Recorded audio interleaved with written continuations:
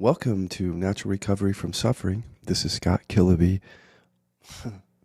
What a topic tonight, because I've not shared specifically, if you look at the previous podcast episodes, I have not shared specifically on these topics around buried anger. And I called the podcast today, the episode, All the Rage. Because honestly, I think everyone who's listening ought to know that I and others have watched our chronic pain, contraction, depression, anxiety, stories, identities go away by making anger conscious. Not so fast. No, making the conditioning conscious that says you can't get angry. Because that's the repression that science says creates a lot of suffering. In my view, that's it. The mind-body connection that literally holds back, well, if you're an anger repressor, holds back anger. And I'm sorry, sadness repressors and hurt repressors, I cannot talk that intimately about that repression. I'm going to bring on some guests at some point so you can hear your experience reflected back a little bit more. And so if you're somebody who gets angry a lot in your life, you're probably not an anger repressor, so just listen from a different place, right? So not from as if this is your repression too, and you can relate to it. This is for all the people, a lot of people who don't know they're anger repressors listening right now. I think my audience kind of knows because they've already taken the test and they do the work. But there might be people who stumble upon this who, they listen to this like, oh, Scott Killaby's an anger repressor. That's funny. I didn't know that. And then they are an anger repressor. And that's how that works. It's much more like that than anything. Nobody comes into these doors kicking or just screaming through the doors, I'm an anger repressor and I know it. And I know it and I'm ready to work on that. Let's go. I mean, it's true that once people hear about it and read the science and hear me talk about it, that they do get excited because this gets to the root of suffering. But I mean, to be honest, does anybody really want to go and bring up the conditioning behind rage that you buried, that you don't even know you buried? Even if all these people are saying, hey, it's all the rage, you should do it. Yeah. That's the funny thing about buried anger to me. That's about the only thing, or maybe I'm just not a comedian, that's about the only thing that I think is funny. There's a lot of ironic, funny in a ha-ha way. There's a lot of really a different kind of funny thing about buried anger. A lot of like quirky, like, oh, that's odd. Is that true about buried anger? Or, oh, I didn't know that. That's funny. Yeah. Or, oh, that's interesting. Really? I do that? That's interesting. It's more like that kind of funny. Like, isn't this funny? But before we get to all that, because I've got I hope you'll see that I have some things up my sleeve that might surprise you, actually. Unless you're doing this work, and then it won't surprise you. Before I get there, I just wanted to talk about the joy. Because, when I first thought about doing this podcast, it was one day, much earlier, when I'd already done a lot of anger repression work. And I remember I was in the bathroom. Yes, I was on the toilet. That's not funny. But I just was reading something. I was, God damn, fuck that. To something I was reading. And I just started laughing. I mean, and it wasn't that my anger was a source of the joy. It's the fact that I can get angry, that I don't repress that fear is not held in my body anymore. So the fear of joy and just of being myself isn't there. That's why I was laughing. But it almost sounded like if you were just watching me, and I hope you wouldn't if I was on the toilet. But if you were watching me, you would think, that's weird. He just got really angry and then he laughed. Is he a psychopath? Or something? No, it's just that I found my joy buried with my anger. And it's not that I get joy from anger. It's when you do this work to make conscious the conditioning that says you can't get angry, you're afraid of it, you also make conscious the fear that keeps your joy down. I know it's hard to believe if you haven't done the work yet. It might be hard to believe. We don't want to believe it. That's the funny thing. We don't want to believe that. I mean, I can't speak for you. You tell me. We don't want to. I mean, who wants to hear that? Who buries anger? Who's jumping up right now and saying, "Oh my God, I'm so glad to hear that my joy is with my rage"?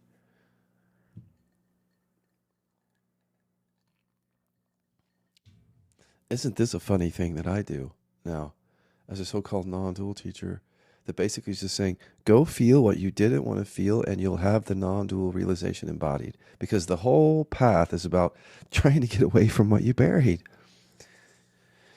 That would be funny if it didn't create so much suffering. That really would be funny, actually, because it's ironic, if anything, just how anger repression shows up. And that's what this podcast episode's really about. It's not that I've been able to curse freely. You know, because when you bury anger, you have to bury the expletives, you know. No, it's not that in fact, once you do the anger repression work, after a while, you don't even store it anymore. So you're sitting there reading, you don't feel angry at things that you read. But see, if all your life you had to bury the anger, you're sitting there reading something, you can't even express anger, even if there's nobody there. You can't even express it to the page out loud. I don't know, like the page will judge you or something. The paper will think you're a bad person if you know what I mean? This is how repression is. It just controls us. You know, but some anger repressors will sit at home and let it out privately in safe ways. But a lot of us won't, because we don't even know we're angry. We're just suffering. And we're lucky if we know that our anger repression is the root of suffering. That's not funny.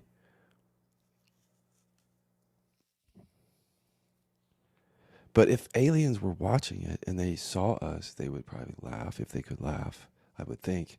They would say, look at how they go everywhere in their life. They do everything possible to be free, and it's all in their body. All they need is it right there in their body.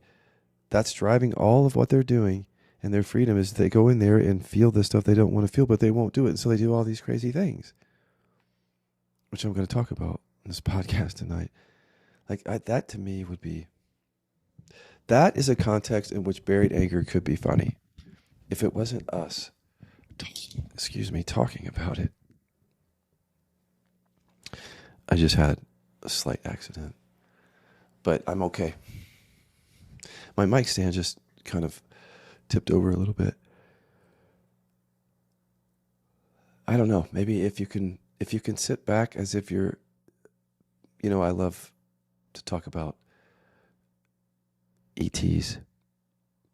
And just imagine then, if you want to enjoy this from a distance, because it might touch you in certain ways that are personal, then maybe listen to it as like, we're just watching The Humans. It's a sitcom.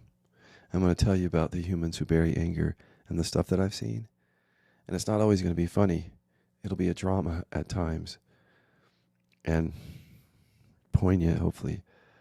But stay tuned. I've got some stuff to tell you.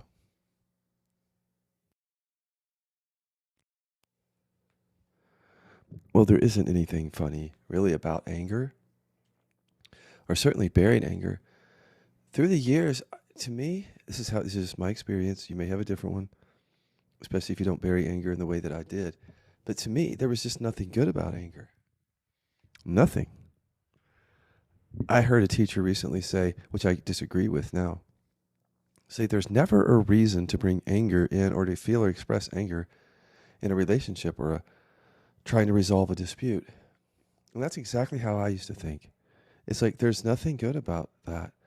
And so I had condition that says I have to be good. And that was right in my body with I have to hold anger back. So when we say, there's nothing good about it, or we shouldn't bring anger in, we're not speaking from clarity necessarily, but from fear. And that's not funny, but just notice the irony. That's what I mean as like as if you're a being on another planet and you're watching the sitcom called Humans. And it's a show about repression and how we deceive each other or really gaslight ourselves and gaslight each other. And everything that we show on the surface is like a facade. And everything that's buried is what was true for us, but it didn't feel safe to feel and express that. So whatever we hold back that's true for us, we're forced to identify with what's false. So no, it's not really funny, but I mean, it's like a comic tragedy. When I was in college, well, first of all, let me tell you this. When I was a kid, my dad used to sit next to me from time to time and cry. And I didn't realize that was an unusual situation until I grew up and had friends who said, yeah, my dad never did that. I'll just tell you that that just seemed normal. My dad repressed anger, so I never saw anger modeled, except for when he would hold it in so much and then it would just be really explosive to where everybody was afraid of it. But he would cry, and sometimes it was because he was sad, because um, somebody died or we lost something or whatever. Sometimes because he was hurt by my mom or by something that happened. I visibly saw him cry and show hurt. So for me, it felt safe to feel and express that emotion in my house, but not at school when I was bullied. And it did not feel safe to be angry at my house, and I buried that. And so did my dad. But I'm just sitting there watching my dad, and as I'm a kid, I don't know anything, I don't know what I know now. So I didn't realize that my dad doesn't show anger, and this is why he's showing vulnerability more easily, which is fine. That's just who he is. But again, then I don't know how to feel and express my anger because his is buried, mine's buried. But I am learning about vulnerability, and I learned that it's okay. And so, for example, I get to college, and I have buried anger, remember, and this buried anger is what's creating everything that I'm about to tell you. It's producing it. Because first of all, with buried anger or buried anything, you can't be who you really are. So whatever happened when I was a kid, when I buried these things, whoever I really am got buried with it. And it's not a thought or a story or whatever that's buried. We're not recovering stories of who we are. Our authentic self is buried because our emotions are buried. We can't feel and express what's true for us, so we can't know who and what we are really when we have buried stuff, and I didn't know any of that either. So I get to college, and I have this underlying sense that I'm unlovable. And I also am like, oh my God, there are boys everywhere, and they're so hot. And my own swimmer buddies, I sometimes would fall in love with, and I would or lie in bed at night in my dorm room and create drama in my consciousness around guys that I wasn't even with. So I would pine after these guys who were straight or bi, and then that would confirm my unlovable story unconsciously. So I chose these men unconsciously to confirm that I'm unlovable. But the sense of unlovability with the sense of deficiency, see, like there's something wrong with me, something is missing, that was actually coming from the repression. I was missing the anger and other things that I had buried. So there was a sense of lack or deficiency coming from the repression. I go into college, I on some level believe I'm unlovable. I pick these men. Because they won't love me back, but I don't know I picked them for that reason. They hurt me because that's what I want, but I don't know that because it's unconscious. I feel unlovable. That confirms the deficiency story. That is good to bring the hurt up and the sadness, which means I'm safe from anger. I didn't know that. And you can't know that when you repress anger. You can't know. I couldn't know that when I was lying in bed at night dreaming up these dramatic scenes where they're hurting me, not physically, but like breaking my heart. And the hurt that I'm feeling in that dorm room bed is intoxicating. It's not bad. I don't repress that. I don't repress sadness. So I identified with it. Why did I identify with it? Because whenever you hold back what's true for you, I held back anger and femininity and other things. Those were buried. I was forced to identify with something false. I was identifying with all this hurt. I was actually creating it from the buried anger and then wallowing in it for an identity.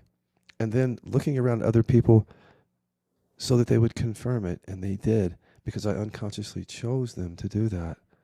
Creating my own suffering. I don't know it. Now, I don't know if this is a comedy or a tragedy if somebody's watching, but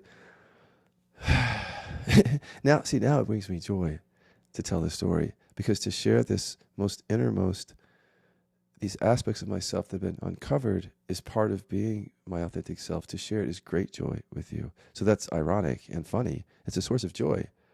But it's tragedy. It's suffering that I was creating myself. And beyond using certain emotions that are safer and using them in a way, aren't we? We're just unconscious to it. We use anything we can to stay safe from what's buried. And we don't know that. And so I used to also use, well, should I just go to another segment and tell you this? Yeah, I will. I'm going to tell you how I used vulnerability, unconsciously, of course, to gaslight myself and other people.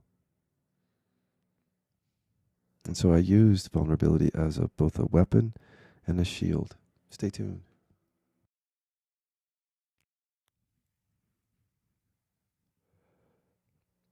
Well, you guys know my story, so you know it didn't stop there. I went into these different bands. I said, rock bands, and I sang in and played guitar in, and fell in love with the guitar players over and over, also straight or bi. And then I dreamt up the hurt even before it happened. And then sometimes they would reciprocate some, and then that would hurt me. And then I would wallow in that hurt and woundedness. And that was intoxicating. And I kept suffering, kept choosing those men unconsciously, because that's what I wanted unconsciously.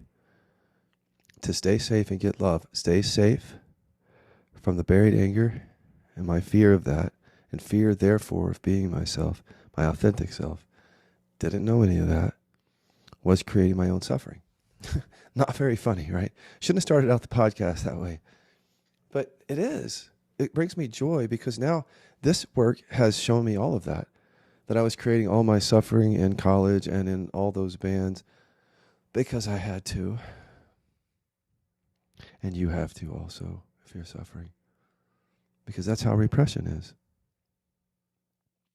So, all through those years, it wasn't just wallowing in those kinds of emotions that were safer and that I was identified with on the surface, but it was also unconsciously using, well, now I know, but I didn't know then, because anger didn't feel safe, because being myself, my authentic self, just wasn't safe. And that's how it is for people who are suffering. I used vulnerability as a weapon, or you could say as a shield, however you see it.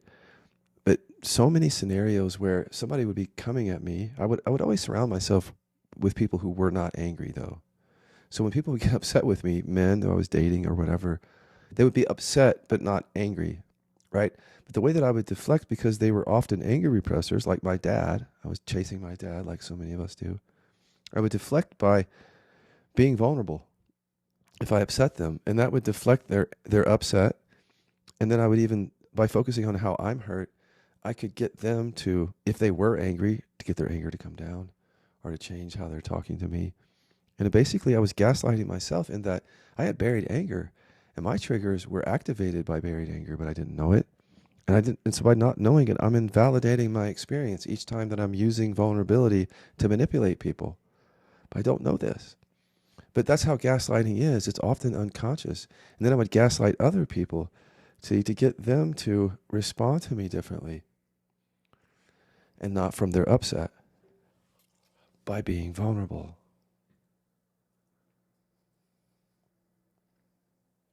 Quote, unquote, end quote.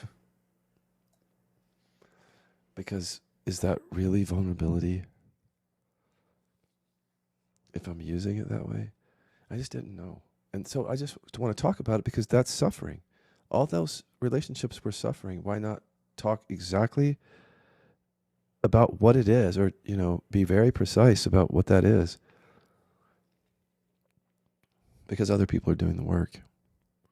And maybe this helps, just to look at your own life and see patterns and how repression creates those patterns on the surface. So using vulnerability as a weapon and a shield worked for many years in relationships. I also never surrounded myself with people who were angry. That's funny about buried anger, is that we surround ourselves with people who, well, often do, not always, with people who also bury anger because that's safer. And I just didn't know that either, because repression runs things. You know, it runs your life, your relationships. It's just hard to see it because it's repressed. But I kept using that in different ways, vulnerability, unconsciously, because I couldn't express anger. Then I met Chester. And, well, before I talk about that, let me talk about the great payoff, because there's an elephant in the room here when we're talking about this, which is there is a great payoff or payoffs for burying anger. And I mean huge payoffs. That's the elephant here, because I got love and stayed safe by bearing anger. I suffered because our conditioning makes us suffer, but my conditioning was successful those years by keeping me safe and getting me love. That has to be acknowledged. And in so many ways, by being a good listener, by not getting angry, by doing manipulation from behind the scenes through vulnerability and not through anger, not being myself, not knowing what that is.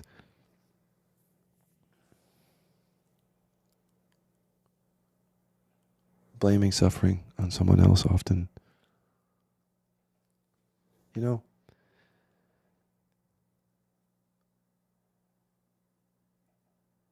the payoff was not just that people liked me, or that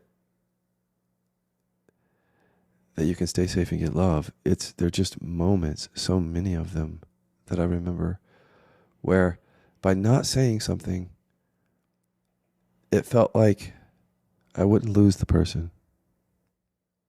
So many moments when I wanted to say, I don't agree with that at all. Or even stronger than that. And I didn't. And I just kept bearing that and bearing that and bearing that.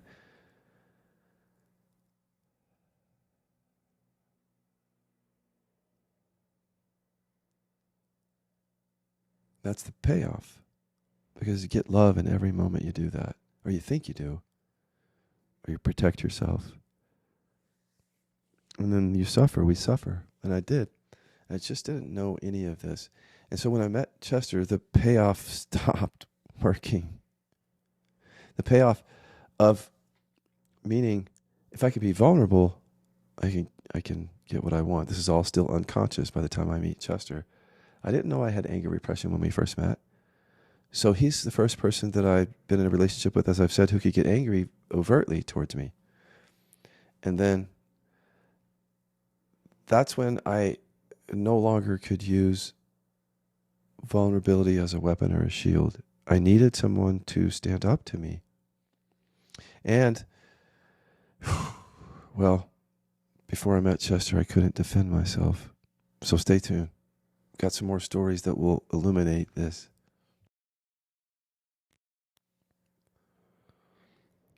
When I met Chester 7 years ago, I was someone who really didn't defend themselves. But I didn't know that I couldn't defend myself, that I had anger repression.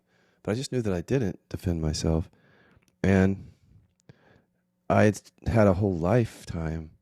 And even though that in spirituality, you're sort of rewarded, speaking about payoffs, if you're non-reactive, then people think that you're clearer necessarily sometimes just because you don't get angry.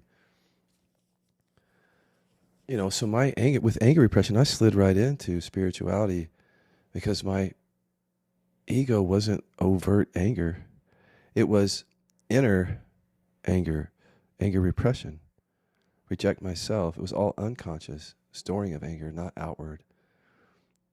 So all my life, not being able to defend myself, which I'll tell you about in a second. When I met Chester, I also didn't have a deficiency story that I could detect in my awareness. I'd done so much inquiry on the wrong things. Like so many non-dual teachings, I was focusing on identity and ego and awareness only, and not focusing on the root of repression, the root of suffering, repression. So when I met him, I didn't know there were any identities there because we tend to only look at the suffering, right? The visible suffering. So I looked at the story of I'm unlovable or I'm wrong or those identities of self-limiting beliefs and separation and all that of what I thought was my identity. But there was just something below all that. By the time I met him, I was living as just a lot of quiet stillness, frankly, and chronic pain. But I just want you to know my experience before I explain something here. Um,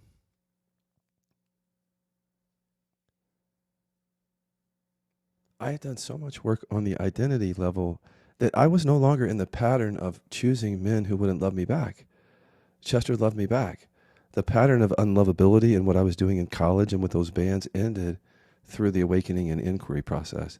But I wasn't done, and I still had anger repression.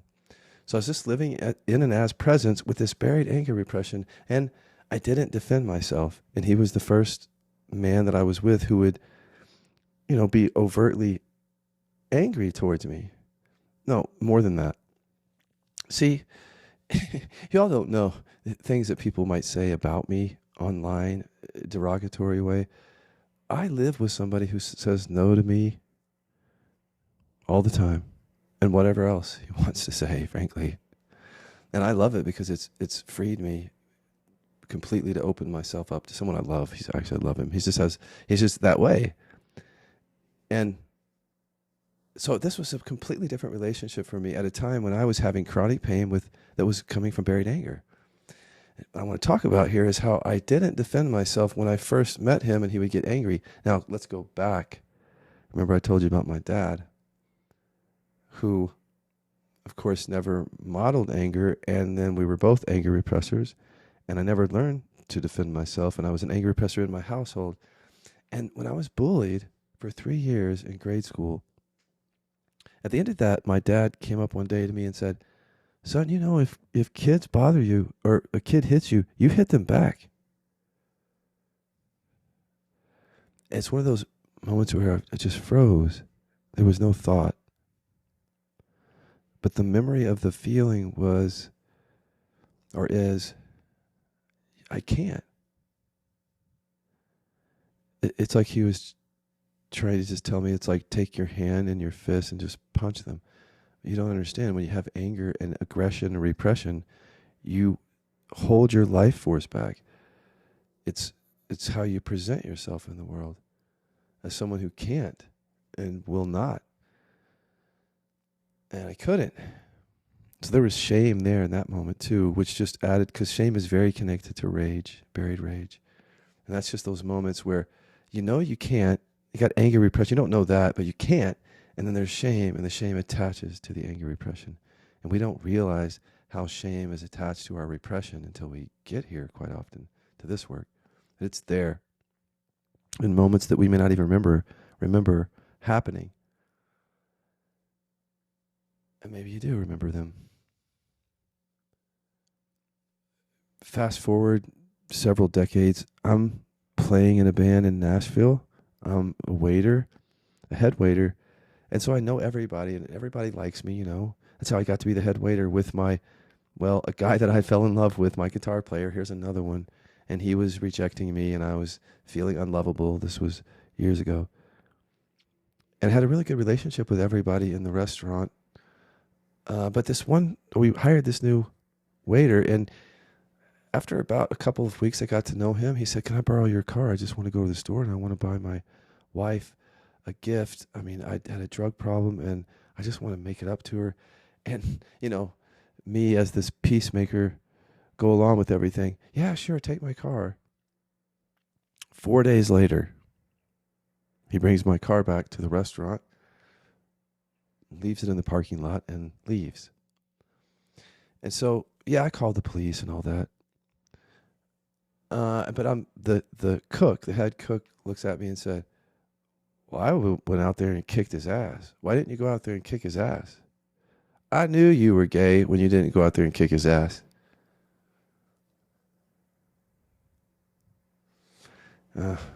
It's one of those freeze moments.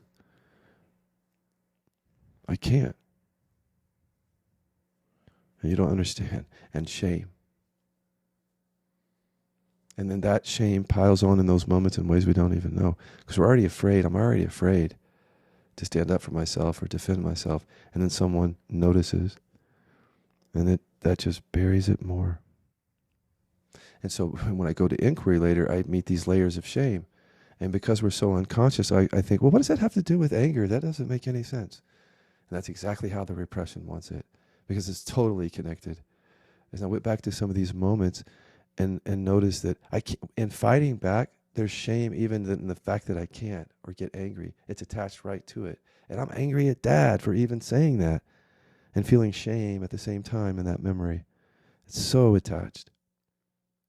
Or the memory of that restaurant and feeling like I'm so angry at that guy who took my car, but it's buried and I want to kick his ass, but I can't. And I'm ashamed. And you're seeing me. People are seeing me. See how it attaches?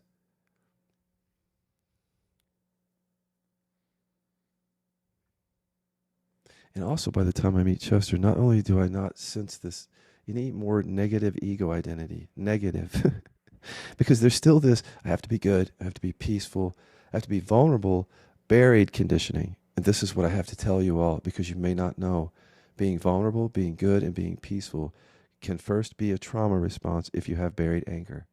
And it's not really the authentic peace, vulnerability, freedom that you're looking for because of the repression. And I didn't know this. I'm trying to tell you that even using vulnerability as a shield or a weapon, I just didn't know. And if I could say something to you right now where you hear it and you start to end suffering like I never could, it's worth it. But it wasn't just I didn't have a negative identity, negative that I saw when I met Chester. So there was no longer a pattern of unlovability. I wasn't choosing men who wouldn't love me, so I chose him. He loved me back. But he's the first person who could get angry or that I let into my life. And even as a teacher and being an anger repressor, I had surrounded myself with people who just didn't say no to me or speak up. And then here he was just saying no and speaking up all the time and getting angry from time to time. Now, I've already went through that. I've already told that story, and I don't want to do it here again.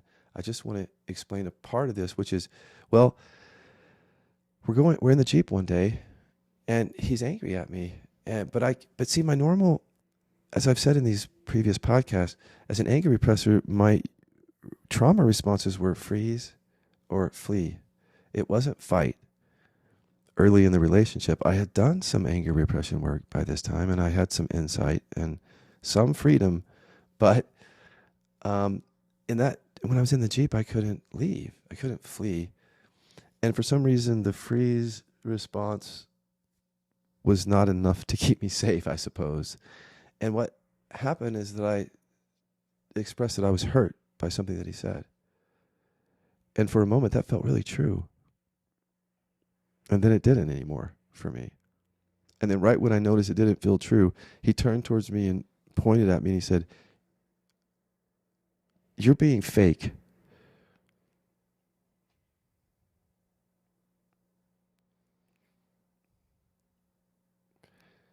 You know that moment when somebody says something and it's true and you can defend yourself, but you don't really have a defense because it's true? That's that. I guess it was a freeze moment too when he said that, because you freeze also when someone says something that you can't see, but it's true. You might defend yourself, but I couldn't in that moment because I saw that. So I pulled away, and then I saw he was right. I was angry in that moment as an anger repressor, and he could see that because he grew up with a parent who was an anger repressor. So he had his antennas up for that trauma response in people that he loves, and it showed up and he called it out. No wonder I wanted to be in a relationship with Chester, right? So that I could see this about myself.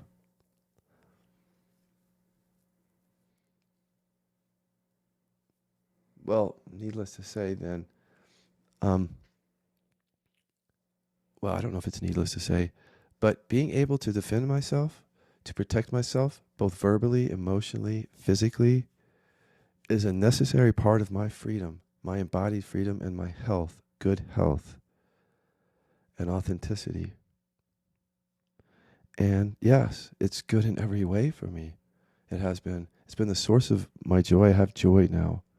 If I couldn't have that with the anger repression, I'm healthy. I don't have pain. So I trust this completely. But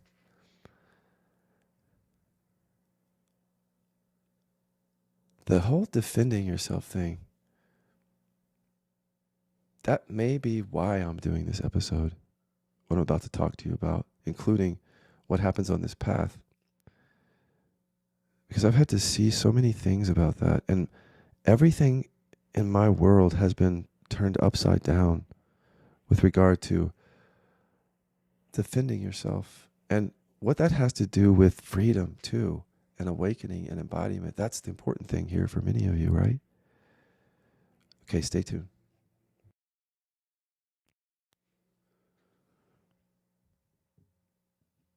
As I was about to record this segment of the podcast, what came up for me first was, you guys, I don't think I can articulate this part of it. I can, but everybody's in such a wildly different place on this path, and there are definitely patterns and phases that people go through with regard to anger repression when they're doing this work. And that's what I want to talk about. And this is the juicy stuff for the path here. And for our lives, this what happens on the path when we're doing this work is directly affecting our lives and relationship and health, and you'll see it. That's why we call it inside out. What we're doing at the unconscious level with repression, that's the inside, is inseparable from and directly affecting the outside, from our bodies, pain, disease, relationship, and you'll see it. Well, I'm not going to teach here. I mean, I think it's just teaching is sharing is teaching. Don't worry. This is not just like we're going back to the path. And no, this is as much about my own personal transformation as being a teacher right now. I think you guys know that by now, the way I talk. That's why I don't talk about hurt and sadness repression much, because I can't talk about it directly. Obviously, my dad could sit and cry with me, and I use hurt. And well, it was intoxicating. I mean, you can see more of me now. And I'll talk about what my real vulnerability is, hopefully, if I can remember to get to it. And how I know that it's real, that it's actually authentic, and I'm not just using it in some way or wallowing in it or identified with it.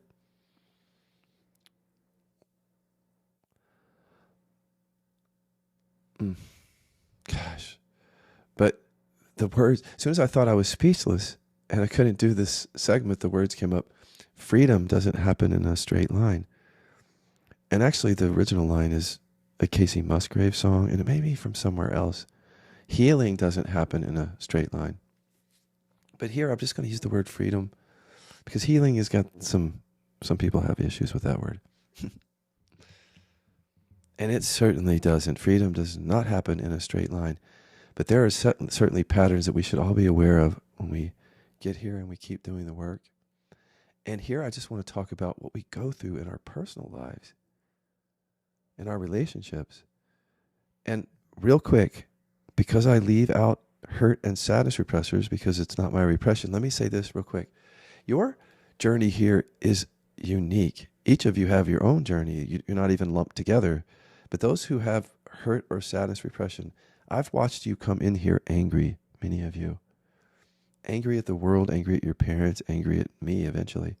Early, because you can't get to the hurt if you can't get to it. But then you get to it, many of you who are earnest, and you just open up. I don't know what the word is, but I feel such love for how you open up when you're earnest here. It's almost just like a flower, though. It's just about love for you guys. And it's about love for us anger repressors, too. We just get there differently. But for you, your hardness, some of you who repress vulnerable emotions, your hardness or your toughness is transformed into power. And then there's the vulnerability comes to the surface, which is real for you. And you stop being so angry, but you still have anger if you need it, if you go deep on this path. And yeah, your journey is just so unique, and you see that you're creating your own suffering too, and that you have to be hurt or sad at the very unconscious level, and you're creating it all. And I've watched you guys go through it, And it's a beautiful thing. And I wish I could experience it directly and talk about it as a teacher directly more, because it's its own beautiful thing, really. But I can't. So I wanted to mention that, though. And again, I want to try to bring people onto my YouTube and here who have that repression or those repressions so they can represent. But okay, back to what I know directly. God, the speechless part is this. I thought, to me, it was so simple before I did anger repression work. It's, look, it's rest as awareness, let it all come and go, right? That's the non-dual thing. And then, of course, that keeps the anger buried because the anger was already buried and repression doesn't arise. So you can't allow or come and go something that doesn't arise.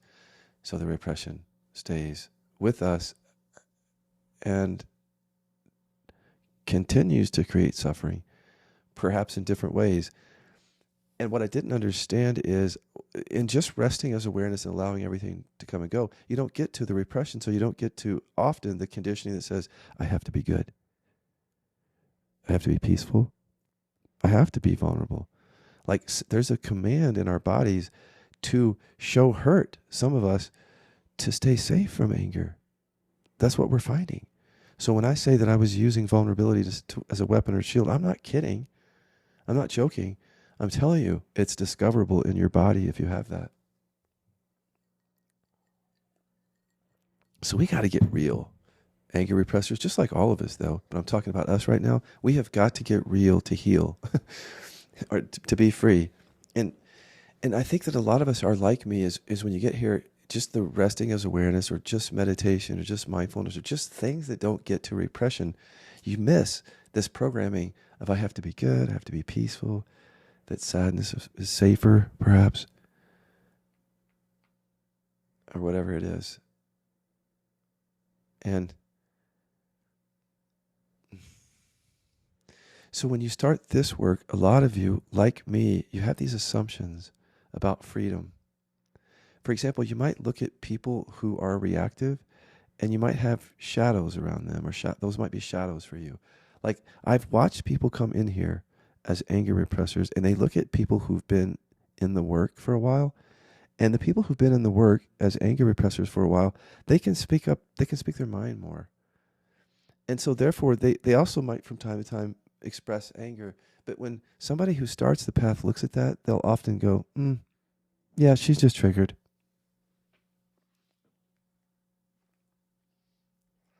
Sort of reducing that person's experience to something. When, what is a trigger? Because to me, a trigger is when you're holding on to something. Something isn't felt or expressed, and so you carry the suffering over in time. And not every expression is a trigger. But sometimes, or we'll say something like, oh, well, she's got some work to do, doesn't she? Look at how opinionated she is. And we don't realize that those are shadows for us who start the path, because we've stayed in anger repression by looking at the world and people who are reactive or upset or even angry or aggressive as that's bad. I can't do that. And so in saying that, we're coming from the conditioning within us that says, I have to be good. I have to be peaceful. I have to do something, right? To keep the anger down, to stay safe and get love. So we have to be really careful at the beginning of the path to do our shadow work. You've heard me say it, and this is why. Because as you look at people who are deeper in the path, those are your shadows. And the people who go even deeper in it, who are just doing exactly what they want, they don't care what the fuck anybody thinks, but they're still very loving and compassionate. That might be appealing to you and triggering. Because if you can't show up that way, that's going to trigger that repression in the body that says, I got to stay safe from whatever that person is expressing. Keep that buried. So that's the tricky thing about this work, as the people get increasingly free in the, depths of freedom, the people coming in look at them and go, yeah, why are you so? And it's just going to keep people trapped, because the people who are just coming in are in repression. So they don't know yet that they can't do that. Or maybe they do. But when you look at people who are doing something that you can't do, and you have energy on that, that's a shadow coming from your repression. If you look at them with just judgment, that's how the repression works. It paints over what's going on and says, and it just looks like judgment. It looks like you're right. And that protects you from the buried anger. So a person who's been doing the work expresses themselves a certain way, and you say, that's arrogant. And so for you, that feels true. Why does it feel so true? You might say because it is, but that's what your system wants you to believe. It feels true because it keeps you safe from what? The energy within your own body that if it were to be expressed, it could be seen as arrogant.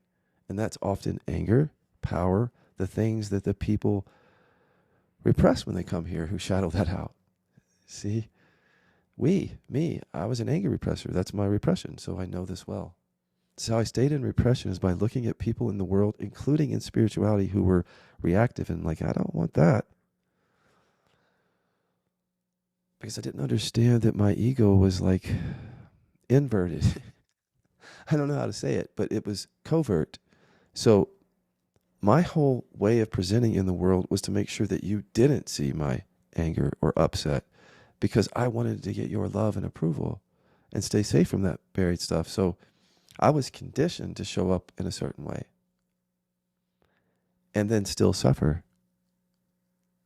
Because as long as there's repression, there'll be suffering. It's the science there, and we can trust that, our own bodies, our own experience.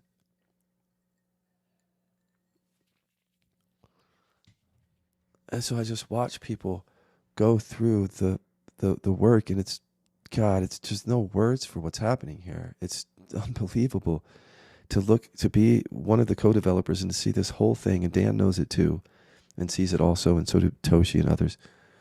But there's just so much going on here and so much richness. But if we're not aware and we don't have good context about what we're doing, we're going to get stuck in different places along the path. We get stuck as soon as we get started because the shadows come up. Like I've had people look at my own videos and say, I just don't like how you're showing up. And I'm thinking, well, okay, but what if that just keeps you safe? Because I don't think this is about that you're supposed to just like me. I think this is about your freedom. And freedom, doesn't happen in a straight line. If we come here and as soon as we get here, we just got issues with people. Like Scott, Dan, what the fuck are you guys doing? And these people in the members area who they're expressing themselves, what the hell? And I'm not doing this work. And then when I do the anger repression work, it's like, God, there's a lot of energy here. I don't want to feel anger. And then we just stop. And we use all those shadows and judgments to confirm that we're justified in stopping. And it's so innocent. If you can just see, it's just trying to keep you safe. Your sabotage is. But it's not innocent in the sense that there's more suffering coming because of it.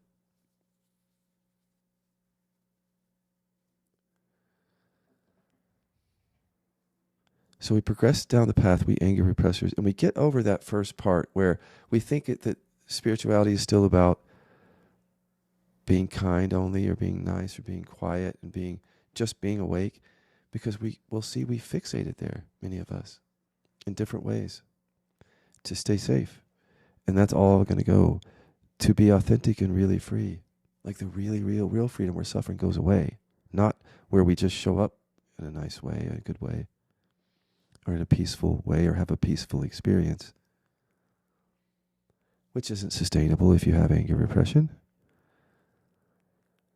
Because it's a conditioning. You have to keep showing up that way and keep generating the peace to bury the anger. It's not natural for us, really, ultimately, to find peace that way through needing to.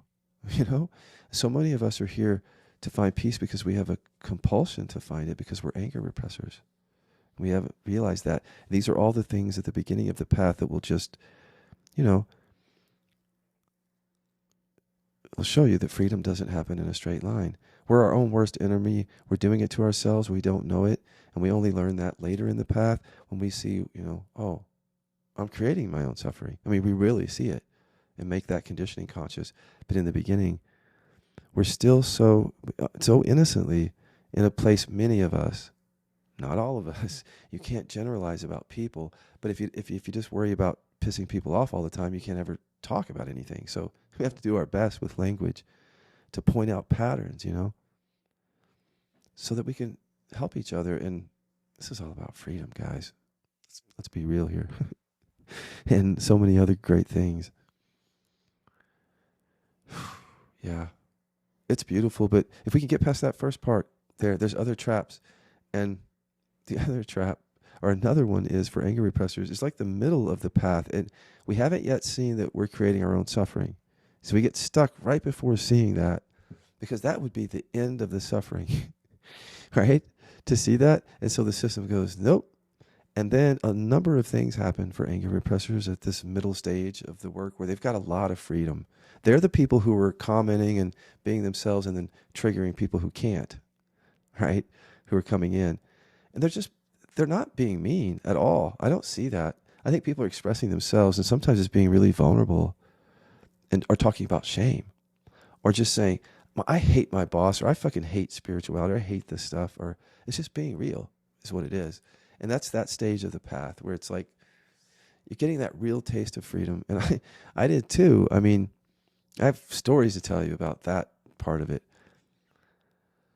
But we can get stuck there too. All right, I want to talk about that, getting stuck there, and then the freedom that comes if we move beyond that in the last segment. Stay tuned. So if this only just be here now, why is there a beginning, middle, and later stage of the path? Because of the repression. It has to have it that way. Repression is running everything. Carl Jung. Our unconscious is running everything. It won't let us, very few people just awaken and embody that immediately in any generation. Most of us, we have to go through this process because it's our trauma, the survival, separation, conditioning. This is all deficiency, lack, repression. That's all the same thing. Fighting back, so to speak, as we get deeper sense of freedom. But once we make conscious, it's not fighting back. We're creating our own suffering. We just haven't made it conscious yet until the later stage of the path. And that's what I would talk about later. But in this middle stage, it's like our repression has allowed us to have enough freedom. We're not, there's no there, but it's the later stage of the path where the freedom is just, I don't even know what to say about that, but I'll try later. This middle stage is where we get a lot of testimonials from people who are experiencing a kind of freedom to be their authentic self that they never had before. And it's real. It's not the final thing, but it's real. And I mean, these are the emails where people say, Scott, thank you so much. I can finally feel the rage that I knew was in my body and creating pain for so long. Or, Scott, I've learned how to speak up to my husband and we're doing so much better. And I love him so much and I was ready to leave him. Or, Scott, I hate my dad, and because I've made that conscious, I no longer have spinal whatever. These kinds of things. And the middle part of the path is where many of us are reporting healing even. You see that in the testimonials. But the testimonials in the later stage, which I'll talk about in a second, are different because they often will talk about how there's a seeing that they created it all, the suffering, and how it's gone away, so much of it. But in the middle part, so much has gone away too, because they're at that place where, well, I can feel and express anger more, but really it's more about they can just be their authentic self because they can feel and express anger more. And they got there by doing the inquiry. And they didn't get to that freedom by going and getting angry at people or biting a pillow or beating a pillow or screaming. No. They got there by making conscious the conditioning that they can't get angry with the people in their lives, making that conscious. That's what transmuted the energy. So people who have anger repression, who are trying to be angry, to release it, they can't. They have unconscious conditioning that you can't release it all that way. It's very hard. Your conditioning won't allow it. You have to make that conditioning that won't allow it conscious. That's how that transmutes better. Or at least that's one way that we know it transmutes much better. more efficiently. It actually transmutes. Sorry, I'm having my little snack here. How inappropriate. Who says? Um,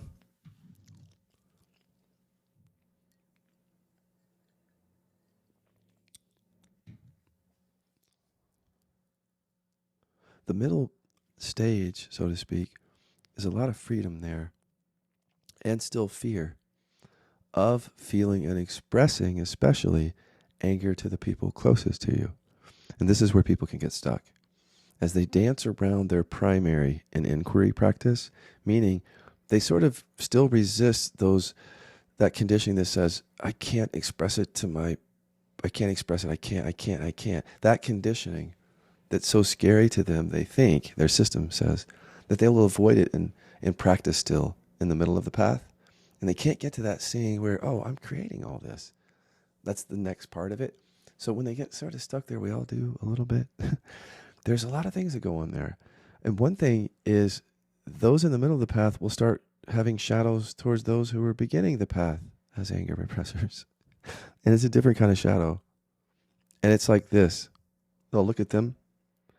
And for example, an anger repressor early in the path is more likely to post something that looks like a trigger, that looks like they're in a story, to someone who's later in the work who can see that they can't express anger yet. They can see that. So they'll say things like, maybe you should process that. It sounds like you're angry. Look, but see, when you first come here, of course you want to process that. That's why you're here. Why are they saying that to you? Because that's their shadow. But you may not be able to speak up to them yet. See, that's a shadow for them. They still have their own fear of processing the expression of anger. So when you express something, even if it's a trigger, it's still a trigger for them. They're still in resistance. So one of the shadows for people who've done a lot of the work, who's still in resistance, is people who come in with a lot of resistance. But we all come in with a lot of resistance because we all have repression. So it's just kind of scapegoating, Like I've done some work and I'm free and I have a lot more freedom, and then these people coming in and they just can't even express anything. They're just getting triggered. They're not really expressing anger. They're just in their stories again. It just comes, it happens. And I'll tell you what the members area is for me, for example, is a place where you can really get free if you see what's going on here. And that's when I'm there and Dan is there and all of us are there to help you to see what's going on with regard to how to use the work around all of this and use all of this to actually reverse the repression in your body, clear it. But you can get stuck. And you can see why it's all for safety. So the people in the middle part of the path, their shadow is just to look at people like, yeah, you're still triggered. Yeah, you're still just in your deficiency story. I understand. But the people in the middle part of the path, they might not be experiencing deficiency and lack at all, or not the same at all. And so when they look at people who are just coming in feeling deficient and lack, they see that as coming from repression. So it's natural for them to sort of have a little trigger towards that because that's something that they had in them. And they didn't like that. That was suffering, but now it's gone away and they just recognize it in the people who were just coming, see? And it becomes a shadow. It's just very natural. All of this. So innocent, but it's so unconscious that it can stop you anytime and you can, easily stop you. You don't see what's happening. So also here in the middle part of the path, there's this, well, there could still be any number of shadows, but two things I want to talk about. One is the authority shadow. Now, this is something that all anger repressors I think should hear. Because this right here can be the big sabotage, is the authority shadow. And sadness and hurt repressors have it too, for sure. My partner, Chester, has authority issues, and he's a sadness repressor. So I don't want to discount that experience at all, but I'm talking about anger repression. And so when we were kids, we couldn't be the authority for our own experience, to say it that way. We couldn't trust ourselves. Maybe we had an angry dad or some authority figure or more powerful person who taught us that authority is bad and that we're scared of it, and we've buried the anger and the fear of anger that we have towards that authority. So at the surface, when we're adults, we have stories and narratives and shadows towards authority to keep us safe from the buried anger. But we may not know that. See that? And so that can, in the beginning of the path, it can keep people from coming here. If they look at me being an authority on this, it could trigger them. And that's how we sabotage ourselves as anger repressors, is we kill the authority too early before all that gets integrated. See, because when we get to the last part of the path, when we know we're creating our own suffering, then we want to kill our heroes and our authority, because we are our own authority. We're created it all. If there's any shadows at the end, those all get included. We're creating those too. At the end of the path, we see that. Hopefully you see it earlier in the path, but I'm saying that people kind of get stuck in these other places. So I'm there to help you. Dan is. Don't be too concerned about it. It's just, this is the repression and how it controls things in your life. It's not there to give you freedom or anything like that, or healing. It's there to keep you safe and get you love. And it has a very powerful energy behind it. That conditioning does. And that's why it's the source of suffering.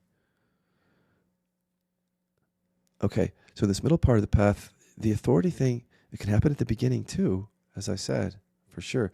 It's like we sabotage ourselves. We can't be the authority for our own experience, so we look at authority, like me, and there might be a trigger. We don't like authority itself, and so it transfers over to me too. But here I'm trying to help you with the repression that creates the authority shadow.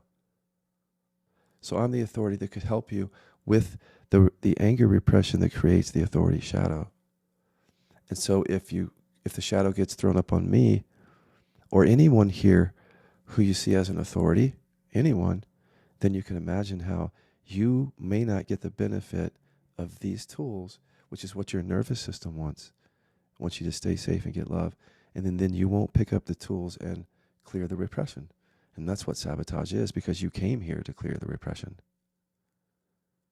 And the repression created the authority shadow to stop you.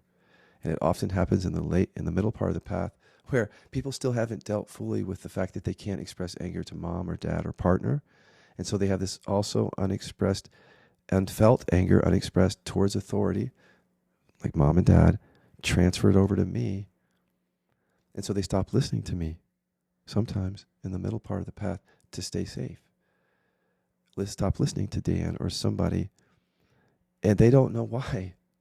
But see, that's a sabotage, because if you're still here to receive the benefits that when you go deeper, you won't be able to, if I'm the one, or if we're the ones that will help you with that.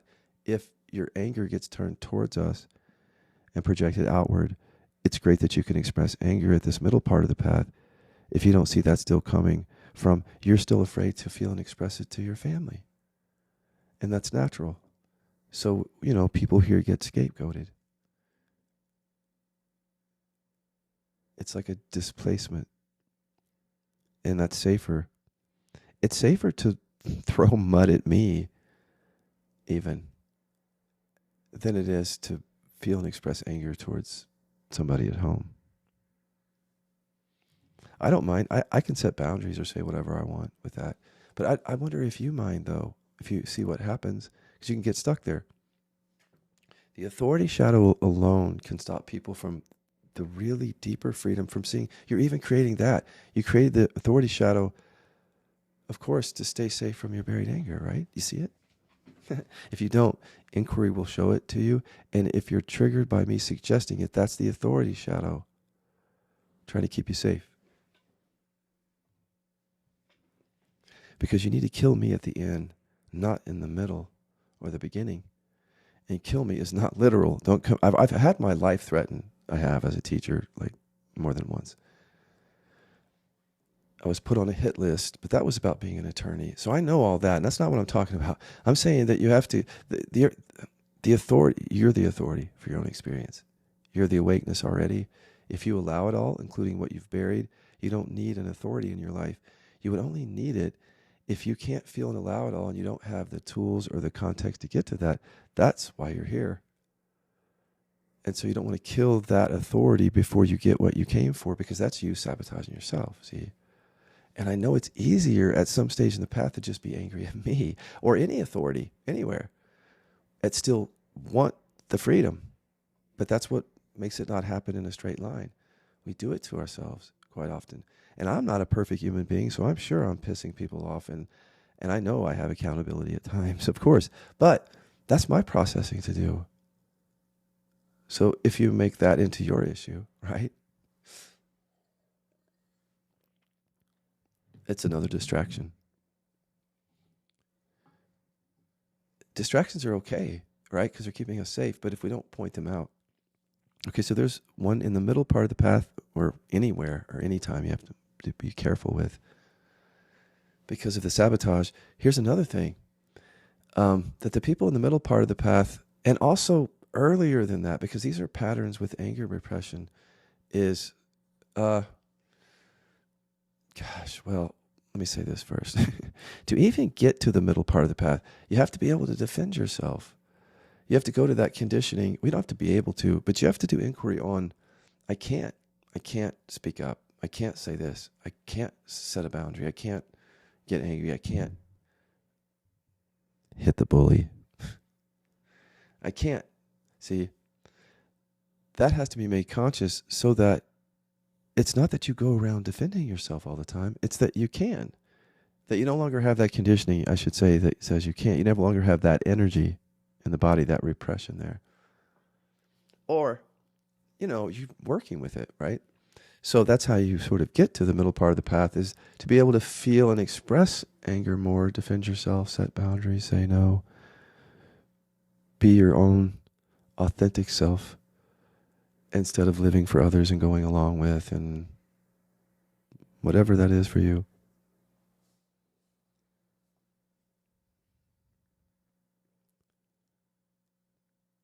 Okay, so the other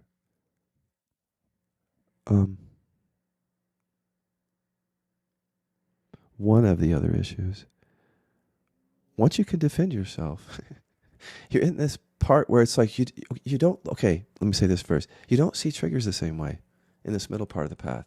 See, when you come in, it's like it's a trigger. It's like something bad.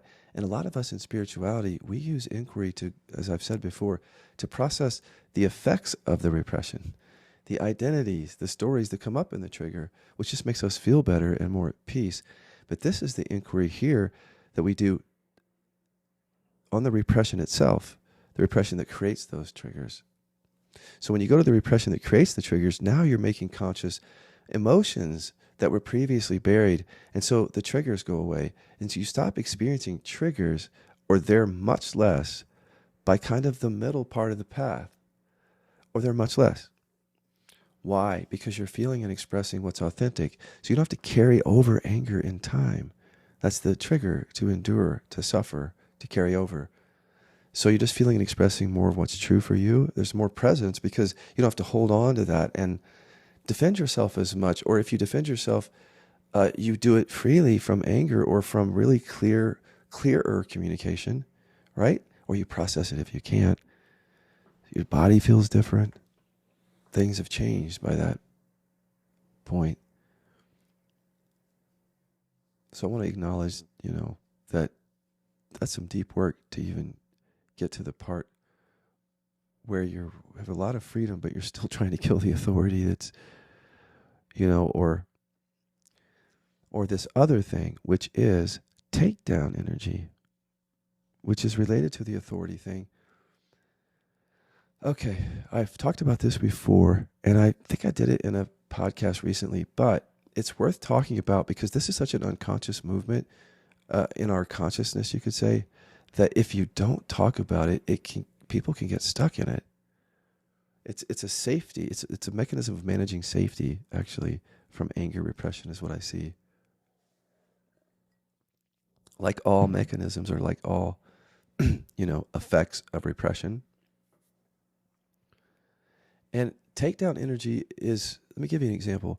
As an attorney, my first job was, as I've told you guys before, to sue. I joined a firm and we sued large corporations for discrimination against African American men and women.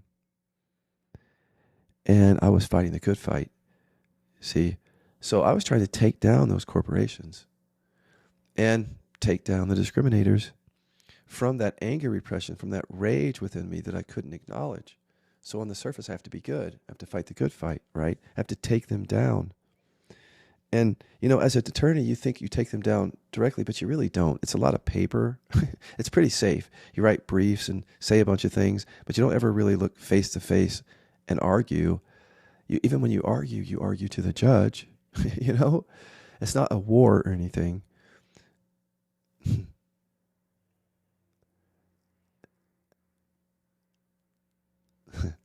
Sorry, I'm just remembering things that are funny about that.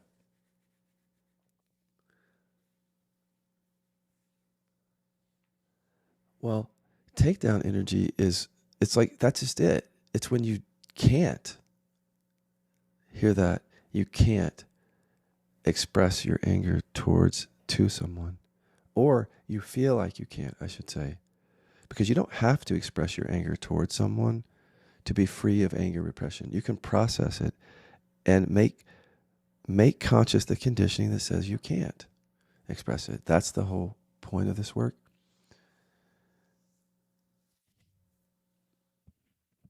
And takedown energy is just anger repression.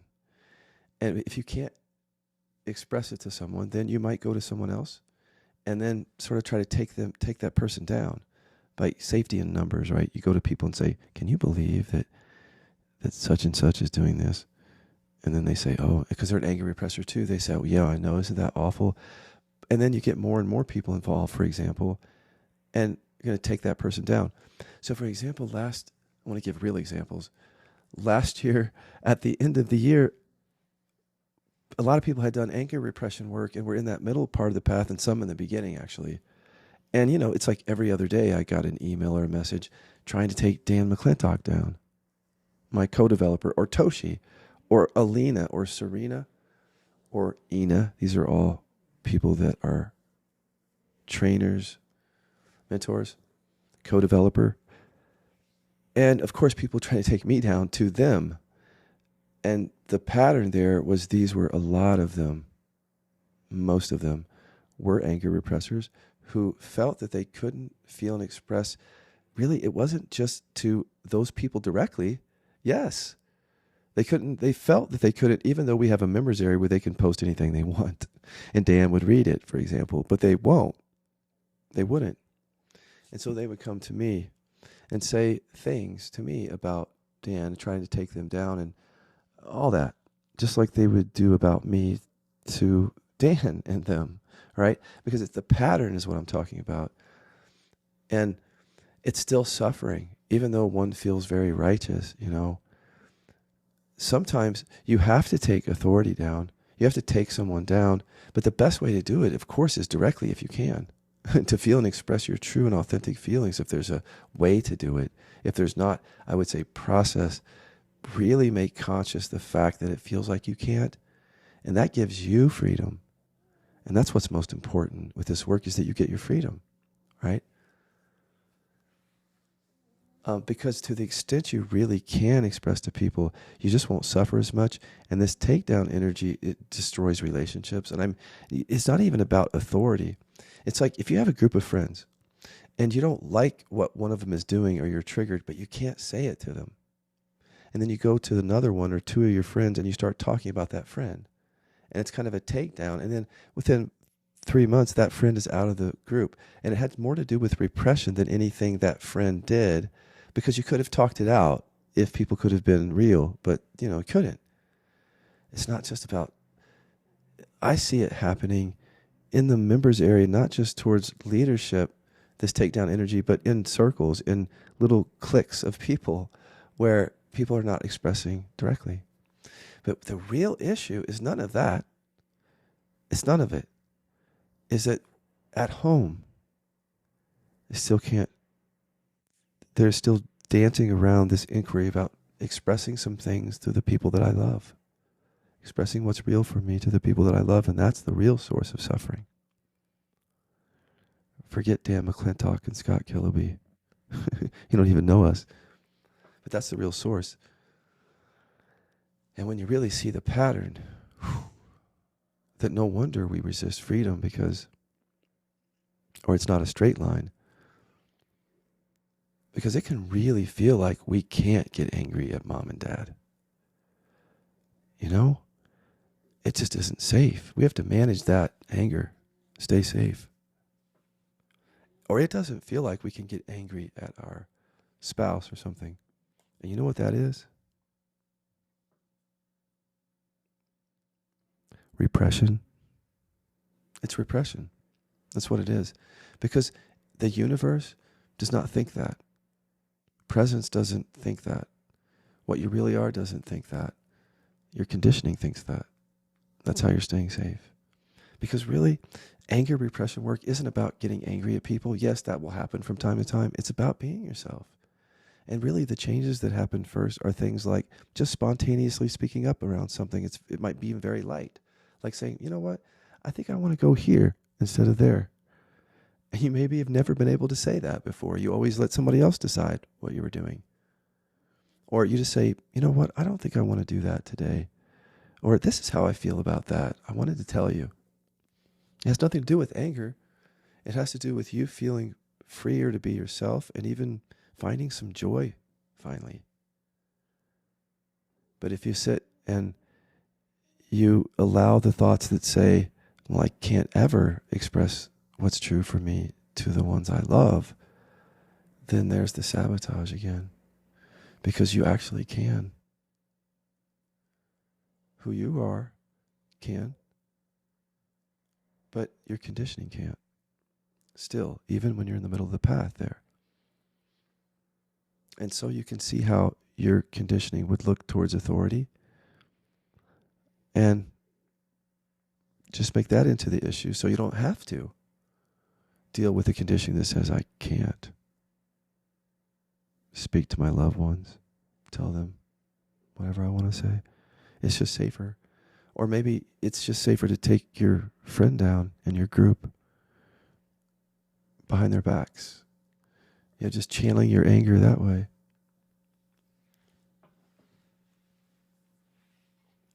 But I want you to see that that's suffering still. Even if you feel more empowered in some way to speak your truth to people, even if it's not, of course not to the person's face, but even if it's empowering to speak it to someone else, look and see if they're suffering still. Go into your body and say this. I can get angry at my loved ones. Go there. That's the answer, because when people do that, then they start moving into the last or the next or later. I don't like to say done, but the later stage of the work where, okay, now once you deal with your takedown energy and your shadows and your authority, anything that's keeping you kind of stuck in the middle, we take this turn, which is so beautiful. This is where all the rage right here. Speaking of all the rage in a different way, like all the rage is that when you really start seeing an inquiry that you're creating it all, energy really starts moving if you're skillful there. And a lot of getting to that point is just the nervous system or the repression resisting the freedom by creating shadows and triggers and pain and getting you distracted into the stuff that's arising so that you won't go to what's buried because it's safer to be with what's arising or just being awareness, all that stuff. But this next, when you start taking a turn here, when you really start looking at your shadows, for example, and the authority issue, because then you start listening to me again, and I'm over here saying, hey, you're creating it all, and you haven't seen that yet, and you're still getting tripped up on what the newcomers are doing, or with taking down your friend who you won't speak anger to, right? You're not listening to me. I'm over here. Should I get angry? Should I get louder so you can hear me? I don't want to. I've already gone through the later stage. I'm not storing anger anymore. If you want to suffer, you have a right to. That's part of the later stage freedom right there, is truly letting everybody be as they are, but still being able to express anger if I see something. Do you want that freedom? I mean, express anger directly to someone or just be myself to people. Do you want that? That's when your suffering goes away. It starts to really go away, including those shadows that you had in the middle of the path or the takedown energy that was making you suffer, even if you felt self-righteous in it.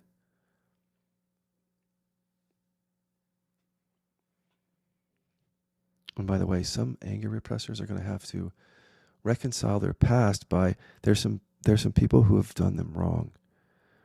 I've seen just people who have been abused, molested, and part of their path is really in some way dealing with the anger, whether it gets expressed to those people or some may, it's your own path. But look, if you've been harmed, it's sometimes it's more than inquiry. Part of the process is I'm going to sue them or something that happened, So I don't want to deter people from taking real action in the world to get to the end of this path, because you can't even get to the real freedom if you don't live authentically. And if what's authentic for you is to let your abuser know what happened and speak that, then you've got to speak that in a way that works for you or is safe for you, or whatever recourse is needed there. Just don't get stuck there either, because we can get stuck anywhere. Just continue with the work no matter what action you take, because there's the freedom. You're going to take a turn and you're going to see you're creating it all. And that's all the rage. So what to expect there? I wouldn't even think about it too much. I mean, because your conditioning, I mean, you can hear me talk about it, but your conditioning won't let you see it until you do some work around the shadows and the fear around expressing to your loved ones more. You've got to go there because you're creating the suffering in your relationships at home. We all are. So if I still can't speak to Chester, if I can't tell him what I want, I'm going to be in a trigger, or I'm going to have a trust issue that hangs on, or I'm going to feel shame, or something's going to happen. I'm going to feel like he's not paying attention, or because I'm not expressing what's true for me, the repression is still creating suffering. And if you trust that you're still suffering, that's how you're going to get into the later part of the path, because you're going to see you're creating it.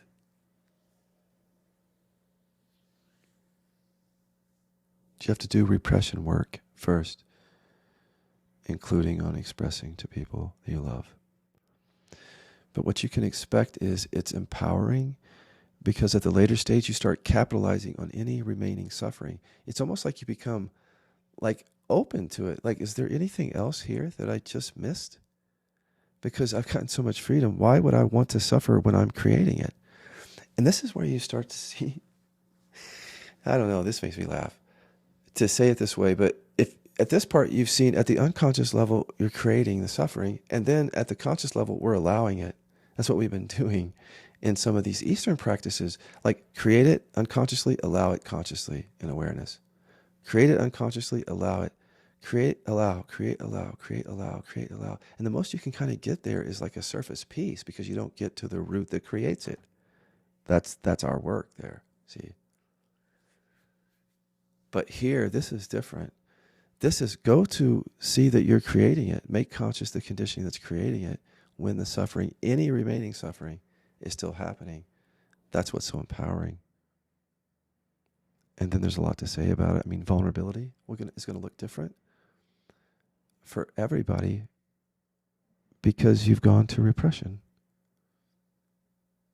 The suffering is going to go away. See, when we're suffering, we think that vulnerability is like always feeling wounded, like I was in college, like that kind of vulnerability. But that, of course, you can feel and express hurt and woundedness, but real vulnerability is having all your emotions online and speaking them and saying, this is actually what's true for me. I'm connected to my body and I know. And being true to what you're experiencing. And if you're suffering, being open, right? Because we're creating that too.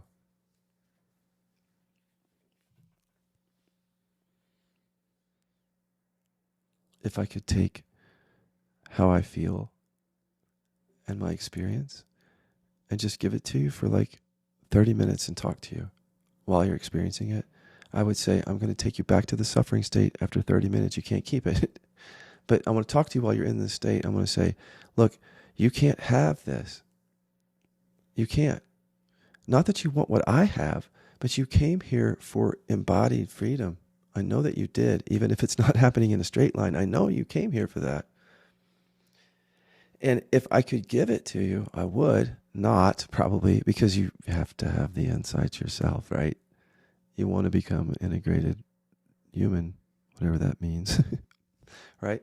But if I could give it to you and I talk to you, I would say, look, the reason you can't have it is because when you go back to the suffering state, there are things that you're going to feel in your body immediately that you have buried a long time ago. And when you go back into your body, it's just going to feel like a body. You might feel pain.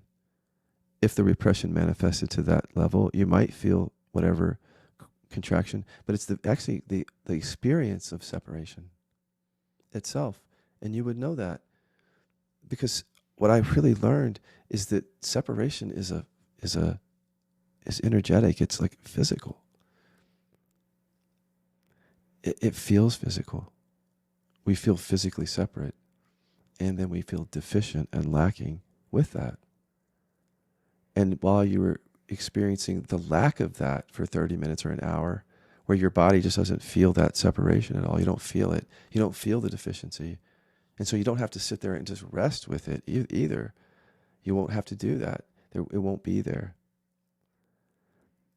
Then you're going to go right back to your body, wherever it is, and I'm going to point out that right there is the repression. It's the sense of separation and deficiency or lack. And I'll just say a few things about that before I go. I've said it before. I like to repeat because this is the freedom, is being able to see this.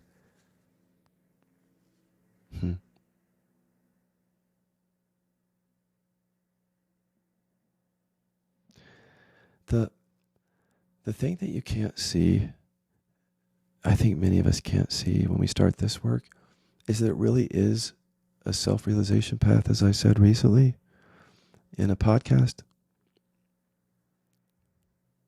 You can't see it because everything's buried in the beginning.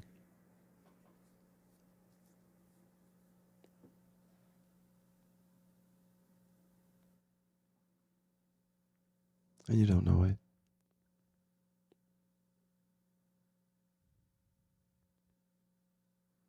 Not only does your joy come from what you buried, that's worth the price of just coming here to know that and experience that.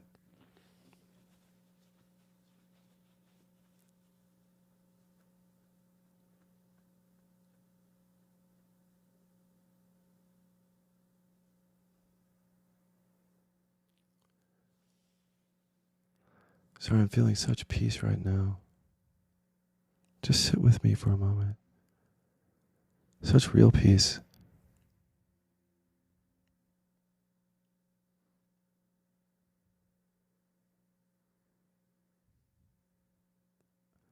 If you were to sit with me in this real peace where the suffering is gone, the tension, the contraction, the pain, the sense of separation and deficiency, if I could do it that way with you, your path would be so clear because you would go back to that state of whatever suffering you have, and I would show you right then, because you would know it.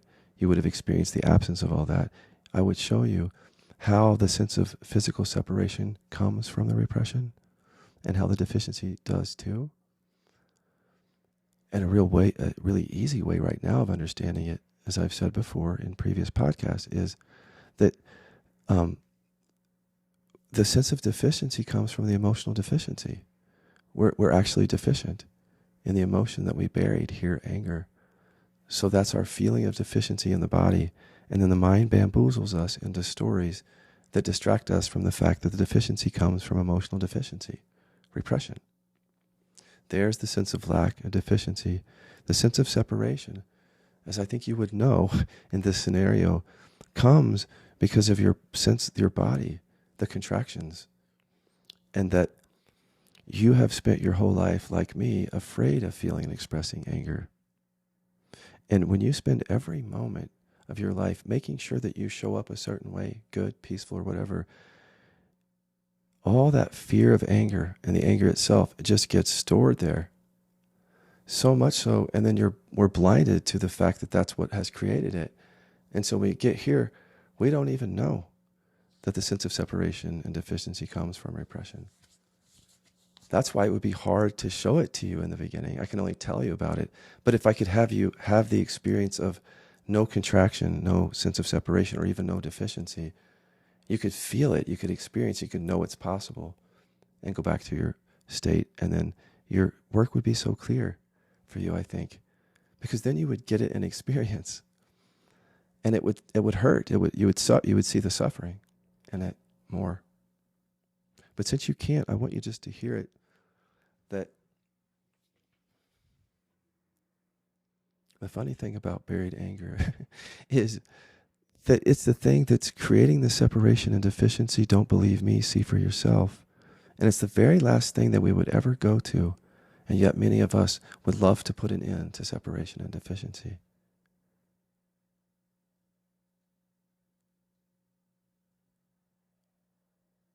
But if it's the last thing we're going to go to, we're going to still have a sense of separation and deficiency lingering on. And that will make your work clear, I think. If you haven't started the path, I'm going to put a link, I always do, in the description of this podcast episode. There's also a link to it in the About section that explains this podcast itself generally on all the platforms.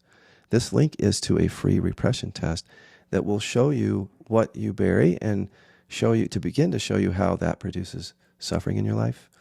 You can also always go to Kiloby.com and scroll to the bottom of the page, and you'll see the free test right there. Thank you for listening.